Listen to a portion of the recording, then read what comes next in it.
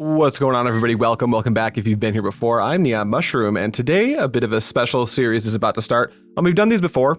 You're going to notice you can't see me. I'm going to try a little faceless version of this for production reasons, so I can pay more attention to the game at hand, not so much worry about looking into the camera. Definitely let me know in the comments below how you feel about that. Most of my videos feature my face and my friends and other people in my live's faces playing pre-modern and other various formats in the studio. But I figured for these live out in the wild videos, maybe we'll try faceless, take a page out of like Heavy Play's book and see how that goes. So definitely let me know how you feel about it, because I'm still producing the rest of the series. But what are we looking at? We've got this deck right here, and we're going to be playing the, I let my patrons decide between this and Alurin, and we went with this, which is the About Face combo deck. Then this is very close to the one that won one of the Spanish national side events, a huge one. It was like 230 players.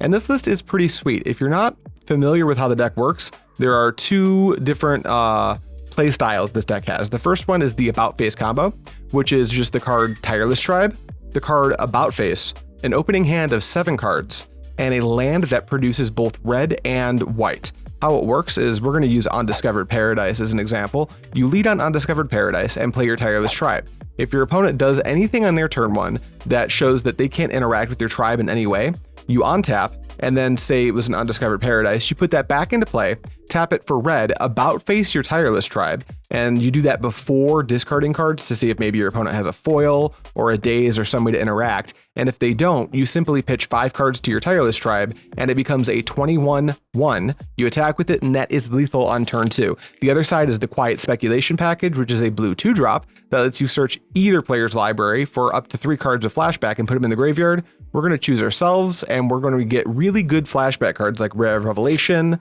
Call of the Herd, Roar of the Worm, Deep Analysis, Volcanic Spray, Prismatic Strands. We've got a good package of cards that we can go grab with the Quiet Speculation, and the rest of the deck really just wants to race, beat down. We've got some madness stuff. You're probably familiar if you've been watching my channel for long enough. I don't have any experience with this particular version. Not having Meddling Mage definitely makes me feel naked, but that's what we're going to be up to for this series. And round 1, we're playing against a local alterer who some of you actually know, because he does a lot of alters for the pre-modern and old school communities all over the world. His name's Bonacorsi. If you've ever bought from him, he goes by Mr. Meeseeks on the internet. And he's going to be playing 5-color Slivers. I wish I had a deck photo for you. I do not, but his 5-color Slivers deck is very, very sick. The card we're the most worried about in this matchup is the Crystalline Sliver. That means that we can't interact with the Slivers on any direction. And I did mention, I kind of recorded these backwards, but I will mention in the beginning here that he does have Living Death, which is something that I'm going to be constantly playing around because I lent him 2 copies of Living Death for this event, and that's a card that can blow us out if it ever resolves. That's everything you need to know. Let's hop into the games. All right, getting into it, we're gonna roll odd or even. That way we don't have to re-roll these dice a ton. I call even, and it rolls even, meaning we're gonna be on the play. As far as who's advantaged this matchup, I'm not really sure. I'm definitely gonna be looking for the Tireless Tribe About Face combo, but Al does have at least one drop Sliver that I can think of, and he doesn't need to be on the play in order to block it because it's Plated Sliver, who says 1/1 that gives all Slivers +0/+1, meaning that Tireless Tribe will not be able to break through. Now my opener looks pretty good. We've got half of the combo, well, really 2/3 of the combo. We've got a red source, Tireless Tribe, and that red source does make white, but we don't have the About Face. All things considered, I think we're going to keep the hand because we've also got Wild Mongrel, and we're off to the races. We're going to play Windswept Heath, fetch, and I have to assume we're just getting a basic plains, yep. And we're going to play that Tireless Tribe out. And if Al doesn't have a 1-drop creature, we're just hoping to draw About Face, but that's pretty unlikely. He leads on Brushland, and it looks like, yep, he's tapping. I see a Plated Sliver pulled straight to the front of Al's hand, so I have to assume that's what he's leading on. Yep. So we both play our 1-mana 1/1s, but his is actually a 1-mana 1/2, which is not great. That means I can't even bluff the attack and try to take a trade, and we do rip the About Face off the top, but I don't think Al is going to let us in. I'm pretty sure he's got deep format knowledge. Al Bonacorsi, someone who does a ton of alters and stuff for the community and the old school community, has super deep format knowledge for both formats, so I don't think he's going to allow that in. So we opt for a Mongrel instead. Al's going to tap, looks like he's losing another life, and he's going to play a Treva's Runes. So that Pain Land was used for colored mana. I see, it's to play a Crystalline Sliver, which means that all of his Slivers effectively have Shroud, which is not great. That turns off all of my interaction, and I can't use About Face to do some weird tricks either because his Slivers now have higher toughness than they have power. I'll redeploy the Undiscovered Paradise, attack for 2. Al doesn't block, So we're going to pitch the Deep Analysis to the Wild Mongrel, and that's going to push 3 damage through, bringing Al down to 15. It looks like we're tapping 2 mana to flash back the Deep Analysis, and this is a bit of a bottleneck here. We have to keep... Our mana base is powered by this Undiscovered Paradise, so it's going to return to our hand, meaning we're going to have trouble hitting 3 mana super quick, which could be a problem with this Crystalline Sliver in play. Al plays his Brushland. That was also bounced, but it was by a Treva's Rune, so it's going to stay in play now. And he plays a second Plated Sliver, which means it's going to be pretty difficult to get in. Lucky for me, this Wild Mongrel can get big enough to take out Plated Slivers. Al does get in for 2. So it looks like I'm at 14 to Al's 15, and that Undiscovered Paradise is going right back to my hand. This time I play City of Brass, probably a good choice here since I really need to get to 3 mana so I can start doing Call of the Herd shenanigans, Arrogant Wurm shenanigans, stuff like that. We're going to get in for 2 and see if Al wants to bite. Oh, looks like we're getting in with both. This is ambitious, maybe trying to test whether Al is going to respect the about face or not. He does block both, it looks like. So I'm going to pitch Call of the Herd to the Wild Mongrel. This will take out one of the Plated Slivers. And now I wonder if I'm going to protect my tribe here. Looks like yes. Looks like I've had enough of my Undiscovered Paradise. I'm fine putting that in the bin.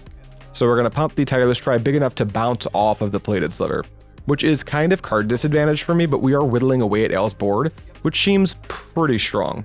Then Al's going to tap for a, looks like a white. He's got a Swords to Plowshares pulled to the front of the hand, but he's going to Enlightened Tutor instead. I wonder what he gets here. It's got to be like Survival. Yeah, it's Survival of the Fittest. The only other thing I could think of would be like Coat of Arms, but he's nowhere near being able to cast a Coat of Arms here, so that would make like no sense. So we'll put the Survival on top. He's going to go to untap, and he's going to put that in his hand. I have to imagine his turn consists of just like playing the Survival, maybe getting in for 2, keeping the Plated Sliver back to block the Tireless Tribe. It looks like he's just passing though.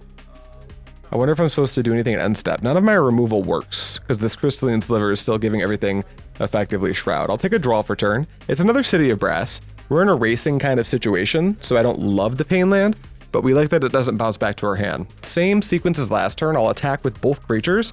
I think I'm being a little bit over ambitious and trying to leverage my about base because I'm kind of forced to pitch cards like you're seeing here to my Tireless Tribe to get it to bounce off. But the Wild Mongrel will take out the Crystalline Sliver, which is huge. And the cards I've been pitching have been like dead lands anyway, so maybe it's fine to just keep that going as the status quo. There's no more Crystalline Slivers, so any removal I have access to will function, though peeking at my hand, it doesn't look like I have a ton going on for removal, but that's okay. Al's going to pitch that. I think that's a Essence Sliver, the 4 mana sliver that gives the lifelink to all of his creatures. He's nowhere near casting it. Al has been bottlenecked on mana the entire game. He gets a squee, and then it looks like he's passing to me where I'm going to fetch, drop to 13, and probably just get, yeah, this basic forest. Are we going to Arrogant? Oh yeah, we're going to Arrogant Wurm. So what we're doing here is we're pitching it to either the Wild Mongrel or the Tireless Tribe. I don't think it particularly matters which one we do. We'll lose a life for the mana off the city and put a 4/4 into play at instant speed thanks to the Madness mechanic, which is so good onto this board. Looks like we're going to get busy, and we're going to hold back the Tireless Tribe this time, it looks like. I wonder if we're supposed to get in here. If we don't get in, I wonder if that tells him that we have the about face. But he's been playing around it the whole game, so I just don't think I want to give more resources to the tribe. Looks like Al's going to use Plated Sliver to block Mongrel. And is he just taking 4 here? He is. We know about the swords in Al's hand. Not deploying it here is pretty interesting. We're going to tap for 3 and play Call of the Herd. This is going to give us enough beef to probably try to cross the finish line in 2 turns. And at end step, it looks like Al's going to Swords to Plowshares the Wild Mongrel. I'm not sure how much I like that with Tireless Tribe in play. If it was my only Madness enabler, I could definitely see it, but since Tribe is still in play, I don't think that play is necessarily the best. I probably would have tried to get rid of the Worm before damage just to preserve Al's life total. He's going to pitch Squee to the Survival of the Fittest, go searching, and it looks like he's picking up his cards. All right, he sees the writing on the wall. We're going to get this game with just raw lethal damage. Let's go to the sideboard.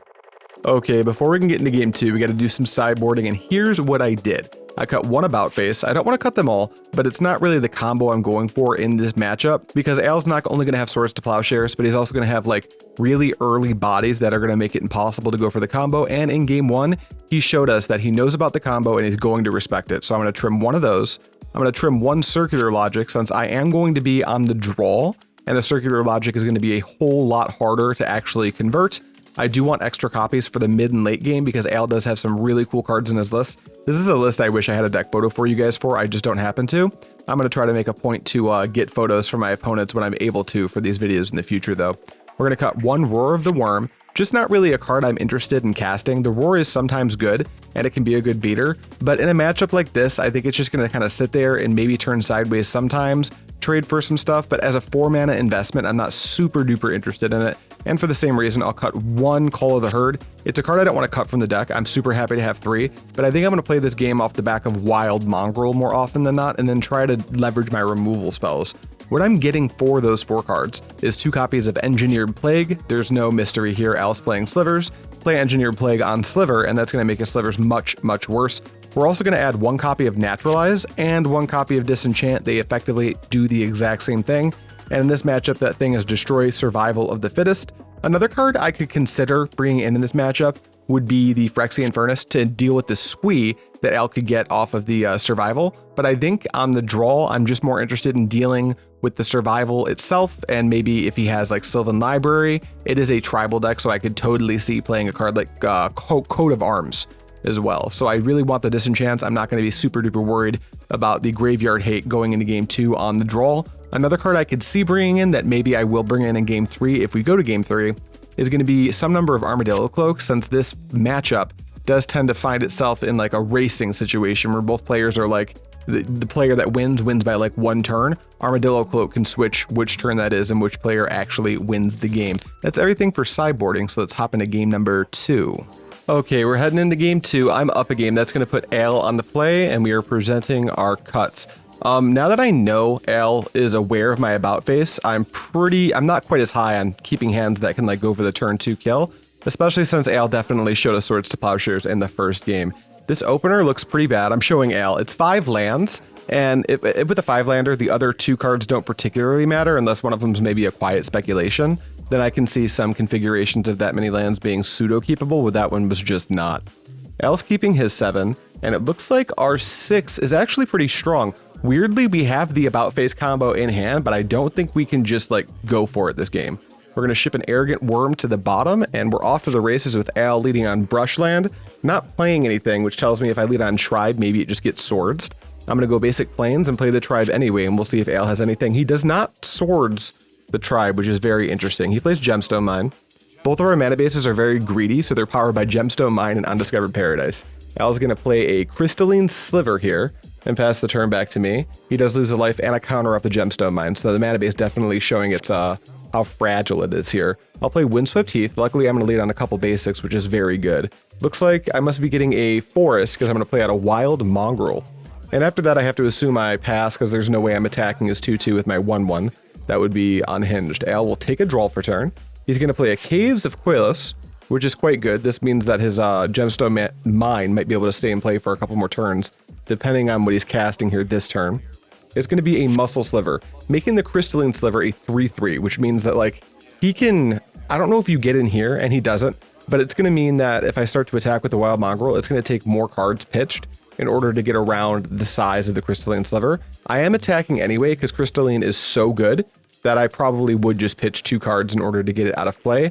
Al also sees that and decides not to block. He's pretty aware that I want that thing out of play as fast as possible, as I also have access to Swords to Plowshares. Al plays City of Brass and taps 4. This is not good. I only know of 1 4-drop in Al's deck, and it's bad for us. It is the Essence Sliver, which it gives pseudo lifelink. It's kind of like Exalted Angel's version of lifelink, where it's a trigger it puts on the stack, but that's going to be good enough here. He swings in for 5. My only blocker is Tireless Tribe, which is not a good blocker here, so I believe I'm just taking the 5, and that's going to put Al back up to 20 life, which is very, very bad for us. We're going to take a draw for turn. Probably just deploy Undiscovered Paradise, yeah. And then I think I will be getting in. I'd like Al to block with this Essence Sliver, and I'm going to try to force the issue because I do have the About Face, which I think we'll be using as a removal spell here. He does block the Tireless Tribe. It actually wouldn't have killed him for me to go for the combo because I'd only have 4 cards in hand after casting the About Face, but he doesn't want to take that much damage anyway. We're going to do that transaction I was just talking about, where I pump my Tireless Tribe and switch the power and toughness to trade with the lifelinker. But Al ultimately will actually gain 2 life from this interaction. He takes 2 from the Wild Mongrel, but gains 4 from the Essence Sliver that's being pumped by the Muscle Sliver. Then Al's going to untap and take a little draw for turn. And here, this just does not look very good for us. He plays the City of Brass, which is nice. Well, it would be nice if you weren't at 22 life. Then Al's going to tap for 2, losing another life, dropping down to 21. and he'll play Winged Sliver. So now he's got these pump slivers that attack in the air that do very much have Shroud. So this is going to be pretty hard for us to get out of. We're going to go to my turn. I'll bounce that Undiscovered Paradise, and we do draw a City of Brass, which I have to imagine, yeah, we're playing that here. We don't want our mana base to like implode in this position because we're in a racing spot and we are not winning this race. We'll play Engineer Plague, which will take 3 points of damage off the board, but that Muscle Sliver is going to make it so these creatures stay in play. Notably, if I had Quiet Spec, which is at the front of my hand, I could Quiet Spec for Volcanic Spray, but that only hits non-flying creatures, and Al's Wing Sliver makes all of his slivers flying, so that's not even out I have access to here. Al's going to untap. He takes a draw for turn, and then it looks like his land for turn is going to be a City of Brass, which is normally would be great because his whole mana base just deals damage to him. But that doesn't matter here because I think we're dead in 2 turns. Al goes to combat, attacks for what looks like 1, 2, 3, and then passes to me. We're all on tap. I can't think of a single way out of this. Maybe second Engineered Plague would be my out. I play my Undiscovered Paradise back out. And then it looks like we got Call of the Herds in hand, but those don't save us either. I can't see an out to this, and neither can my past self. We're going to scoop it up and we're going to move to game number 3. Okay, going into game 3 after getting crushed by Al in that game 2, we're going to take the play. And again, we're not super aggressively looking for anything with like about face. We are just looking for a well-rounded hand that can kind of hang out on the ground for a good amount of time and then maybe go over the top with like a Mother of Runes and some giant beater. Looking at this opener, it's not perfect, it's only 2 lands, but we've got a basic and a Gemstone Mine, so I think we're keeping, and we are. I'm going to lead off on Gemstone Mine, and it looks like I have no turn 1 play. Al's going to play his own Gemstone Mine, and Al also has no turn 1 play. So he passes back to me, I'll take a draw. We're going to play that Forest we were talking about, and for the 3rd game in a row, I have a turn 2 Wild Mongrel, probably one of the stronger things this deck can do. Wild Mongrel wins almost every single fight on the ground, because it can grow to pretty much any size. Al plays Brushland, and then he's going to, he's pulling a Sylvan Library up to the front. Looks like that's what he's going to go with. Sylvan Library is pretty cool here. Lucky for me, my deck presents a clock, so Al can't just willy-nilly pay 8 life to draw 2 off of his first library trigger, which is very good for us. I'll play Undiscovered, attack for 2, and then do a similar sequence as game 1, where I pitch Deep Analysis. Al takes 3. Pretty happy to start getting some pressure in early since that library is resolved. Then it looks like instead of playing, I think I have a Call of Herd in my hand, Call of the Herd that is, but I'm going to flashback Deep Analysis now just to get the cards. We pick up a Mother of Runes, which we're going to play, and the other card we picked up looks like it was a change we actually made between games 2 and 3, where I did add in 1 copy of the 3 copies of Armadillo Cloak from the side, since I figure we're going to be in a racing position a lot of the time.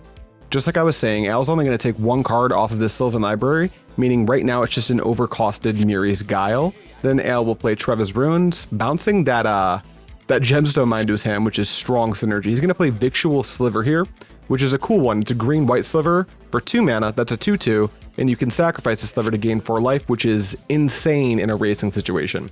Then I'll Swords to Plowshares my Wild Mongrel, which is interesting. Getting the Mother of Runes would mean future Swords to Plowshares are much better, but getting the Mongrel now means I can't just madness stuff into play, which might be what he's worried about at the moment. I'm going to tap for 3, it looks like, after playing a Gemstone Mine and losing this one because it's tapped for the 3rd time. We're going to cast Call of the Herd and make an Elephant token. Then we're just going to pass the turn back to Al, who's going to untap, and we're going to get the 2nd library trigger. Now, every time I pass the turn to Al and he gets to look at the top 3, it gets just a little bit worse for me. The only reason that I'm not like panicking over it yet is because, like we see here, Al can't just willy-nilly take cards. All he wants, he has to respect his life total. He'll play Gemstone followed by Winged Sliver. Now his slivers have flying, meaning he can just get in at his discretion. So I will drop down to, it looks like 17. And then Al does not have a 1-drop, so he'll pass to me. And I'll draw cards the hard way because I don't have a library. That's something I would seriously consider adding to this deck's main board, is the 1st and maybe 2nd copy of library. I'm going to get in for 3. Al is not interested in chump blocking a 3/3, so he's just going to take it and drop down to 13, where I will pass the turn, probably because I don't have a Madness Enabler, and I do have what looks like a Circular Logic in my hand. Al is going to take 1 card. He's going to play Gemstone Mine, and then I wonder what he casts here. He's got Squee at the front, and that's kind of weird. Maybe he plays it as like the pseudo-infinite blocker. He does. It looks like he wants to hold down the ground with Squee. Normally this would be a sound strategy here, but his only red sources will implode after he uses them enough. So this is going to be a temporary solution to this 3/3 elephant that I have. Al's going to pass the turn to me, but it looks like I see that and I Swords the squee. This accomplishes two things. It keeps my clock nice and fast, and it stops Al from like eventually finding a survival of the fittest and then looping the squee to gain even more cards. Al also shows his hand, something I want to talk about here while we're jamming this game. There's a few questions that come up in the game with judges, and I never know why Al's asking the questions. It's because there's a reverent mantra in his hand. I'm not going to bother showing the card right now. If you know the card, you know. But it'll come up later in the game, and there's some pretty funny plays that could come up in this matchup with the reverent mantra. Al looks like he's finally going to pay 4 life, dropping to 7, probably because the reverent mantra is making him feel very safe.